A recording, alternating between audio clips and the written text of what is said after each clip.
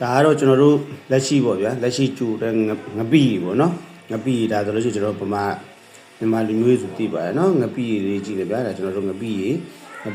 ကျူရတာဒီမှာငပိလေးကနည်းနည်းလေးအကျဲလေးကျူတာပေါ့လေနော်ဒီလိုအကျဲလေးကျူပြီးတဲ့ခါကျတော့ကျွန်တော်တို့ဒီတိုင်းထားမှဆိုမထားဘူးနော်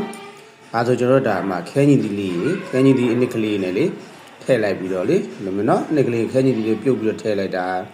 ထည့်လိုက်ပြီးတော့ကြောက်ဒီတိုင်းမထားဘဲနဲ့ကြောက်ဘာလို့လဲဆိုလို့ရှိရင်ကျွန်တော်ငပိယူဘာလို့လဲဆိုတော့ကျွန်တော်စပိနဲ့ငပိနဲ့ရောလိုက်တဲ့အနေထားကျတော့ဘယ်လိုဖြစ်သွားလဲဆိုတော့ဒီမှာကြည့်နော်လူကြီးသူမတွေကနော်အာသက်ရှာသက်ဖြစ်တော့ဆိုပြီးတော့စပိနဲ့ငပိနဲ့ရောလိုက်တော့ဒီမှာကြည့်နော်ဒီလိုရောင်လေးဖြစ်သွားပါနော်အဓိကတော့သူကဘာလဲဆိုလို့ရှိရင်ကျွန်တော်တို့ငပိစားလို့ရှိရင်ငရုတ်သီးစားရှာသွတ်တယ်ဆိုတော့လေ